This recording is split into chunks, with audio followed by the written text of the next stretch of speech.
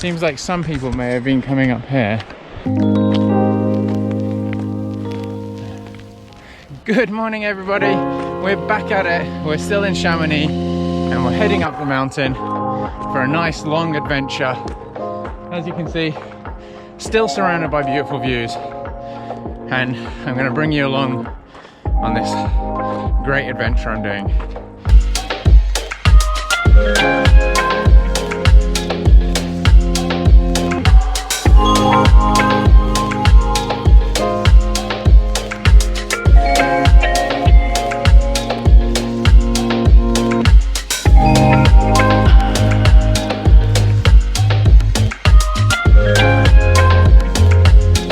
So what's on the menu for today? Well, there's a couple of options. So I've got some routes planned where I can do different things, but I think the aim is this up to this loop called Mont Blanc. So climb up to 3,000 meters and head back down from Chamonix to Vallorcine, and it's going to be like roughly 30 kilometers with 3,000 meters of elevation gain. So it's a nice hilly course, and it's going to be up and down pretty much the whole time with some spectacular views. So without any further ado, I shall stop talking, concentrate on breathing, and I'm just starting the beginning part super nice and easy after yesterday's run, so just to ease the body back into it, and then hopefully we'll up it up a little bit more.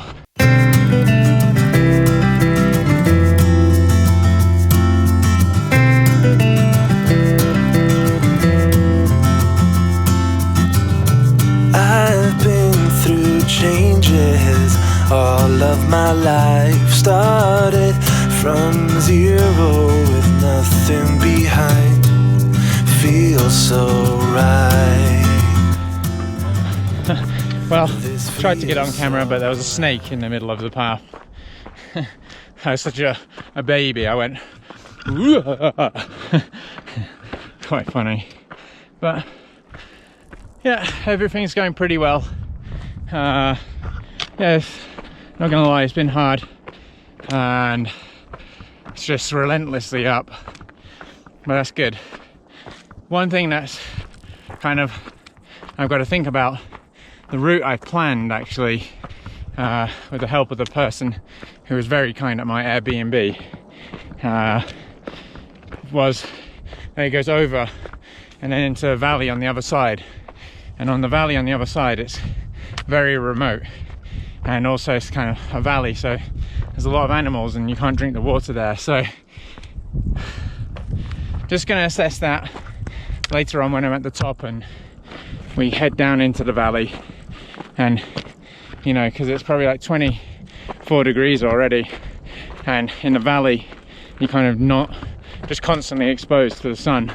There's no cover from trees or anything, so let's just assess that at the top and just focus on the moment. Stop worrying about what lays ahead and just be here now, and also trying to remember to enjoy the views. And that's where I was yesterday. Pretty insane. This feels so right. This world gets easier with reason and rhyme, and it feels so right. Yeah, I've been through changes all of my life. So I stopped at that chalet you saw the last clips. Got a bottle of water and an orangina, and there's like no access road to it, so thankfully they get that stuff up there, and it must be pretty hard. So the price of €9 as well, kind of worth it. But up there, that's the next stop. It's not too far, the Brevent, and we're greeted with trails like this all the way up. But yeah, feeling better. The Orangina was super nice, and just kind of like getting liquid calories in because it's super hot, sweating so much going uphill. I've been through changes all of my life. All of my life. Been under.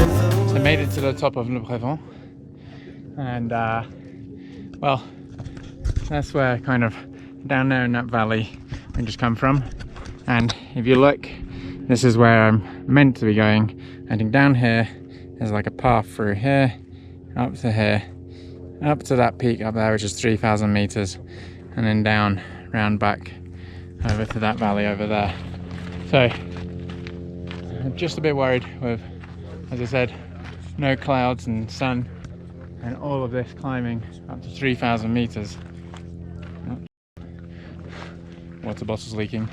If I should do that, or let's see if we can just take another route down like this.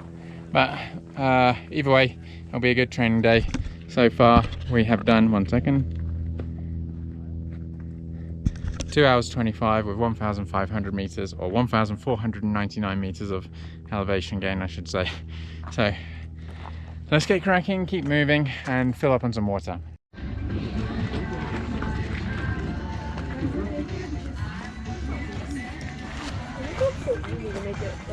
So yeah, really important, always carry a map around. You never know if technology or whatever will happen, or someone else needs help. Always really important. Take a physical copy of the map if you're in some kind of dangerous terrain, or terrain that's unfamiliar to you. Safety first, my friends. I forgot to tell you that we stopped, me and you, stopped here at this little cabane at the top of the ski lift. Got some water.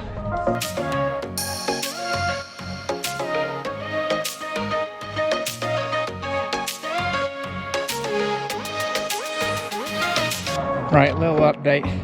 I've got arm sleeves on, I put my calf sleeves on, and I've got this thing on. Not because I'm cold, but because I just want to protect myself from the sun a little bit. And I mean, look at this. Look at this boulder. Absolutely, mentally, crazily amazing. But yeah, protecting myself from the sun, super important. And yeah, I sat down on that last aid station, let's say, and did that, and played it a bit more sensible, because now I'm just going to be in the sunshine the whole time. There's no trees.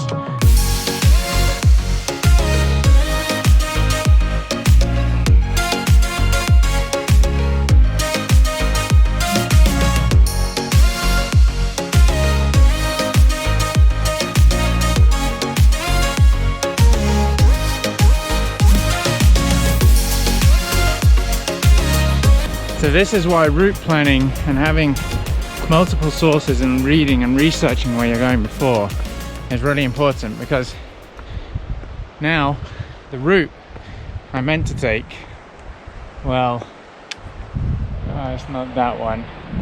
It's you'll see what it looks like. It's pretty much non-routable, let's say. It's this part here. Oh dear. So I'm gonna go try wade through it for a bit, see what it looks like, and then I mean, if it's just thick and there is no path, then I'll figure something out, turn around or something. Seems like some people may have been coming up here and taking a shortcut, but yeah, let's see. Either way, I'll figure out a new route and get back to it. Right, that's it. The sensible me, and also, you know, I've got to remember why I'm here. I'm here to do trail running and not exploration. The reason whole of this is for me to come here to be prepared for Ultra Pirineu, and like going through all this like trail where you can hardly even see the trail. I'm having to walk super slow, and that would happen all the way over to, I don't know if you can see, but there's like a cliff face at the bottom of that mountain. And yeah, that's just not the right training, and I've got to remember, why am I here?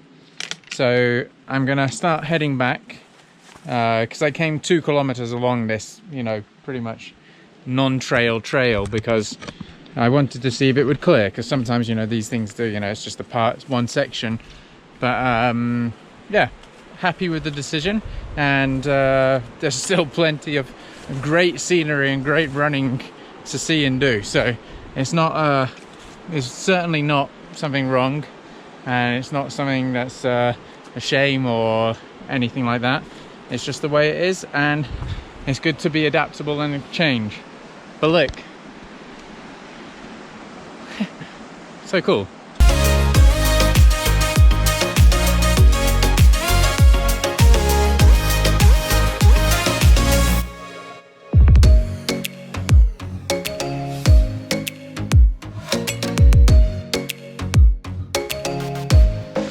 Really good decision to turn back, because I've been running up the hill,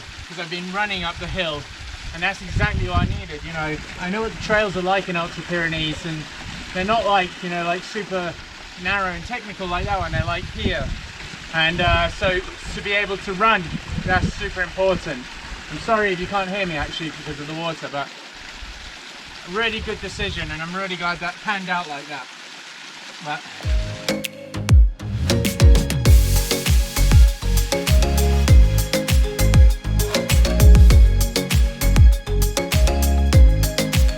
just wanted to check in and say I'm almost back at that Col de Brevent, which is 2,500 meters high, going up the really steep bit, and I've been powering up, trying to go, I don't want to say as quick as possible, but you know, keeping a steady rhythm, and it's been going really well. So, you know, super happy the way that things have panned out. Now, through here, and then we can stop and have an orangina or something like that.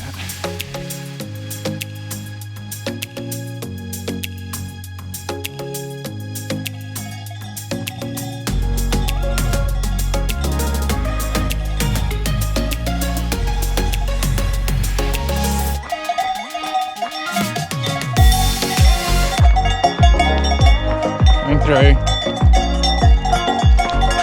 There was a little bit of traffic on the downhill there, and but yeah, so we're going downhill now. It's so different. And yeah, all the way back into Chamonix.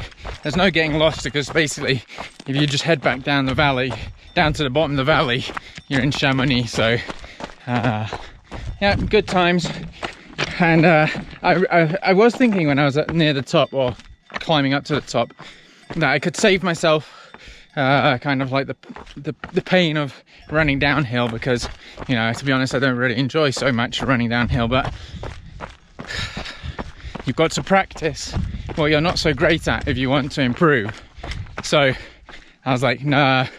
Oh, maybe I said it. I was thinking about taking the kind of cable car down, but no, you've got to practice what you're not so great at. So I'm doing it. Plus, then it would have felt like almost like cheating, but it's here you go. Here's another one just to tempt me. So now I happen to have just stumbled across the UTMB route. And well, I guess it's not really that hard, seeing as there's 170 kilometers around Mont Blanc, as you can see if you read it. And I guess it's not super hard if you're running around Chamonix area, but it's pretty cool and nice to sort of see. And the views here, I'm on this little chemin called Petit Balcon du Sud, and the little balcony of the south. And it's so nice. It's just like rolling like a balcony on the edge of the mountain. Chamonix, probably about 300 meters elevation difference below me. And it's, you can look at this tree. How cool's that tree? Huh. Wow. Thank you. But I'll get back to running, and I'm looking forward to eating some vegetables And yeah, vegetables. I think what I'd really like to eat is like a raw, you know, kind of grated vegetables wrap or something with lots of hummus and stuff like that. Oh, I'm gonna have to try and find something like that. See, Chamonix. I'm sure if my dad was here, he would be going like this. There's a few videos back, there's some videos of where I interviewed my dad, and you'll probably understand why if you watch them, what type of person he is. Yeah. Here we go back into the forest. It's so nice going into the forest because it's so nice and cool.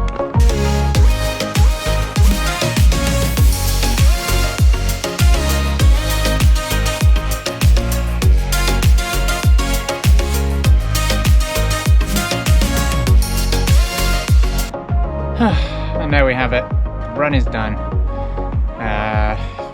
Maybe we'll go over the statistics a little bit later on, and I'm just gonna have a recovery shake thing from Tailwind, have a shower, and then walk into Chamonix, get something to eat.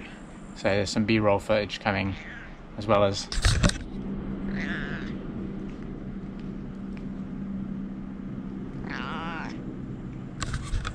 yeah, I agree. But the run was great, but we'll talk about it in a bit.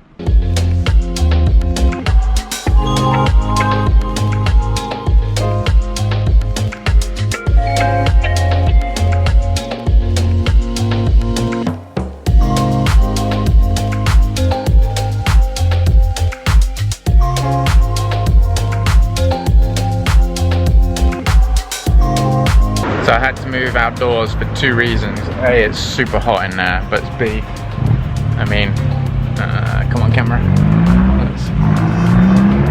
Let's get it focused over there. No, the view. Look, I mean, you just got the mountains. So digging into this, I feel like it's a well-deserved end of the day.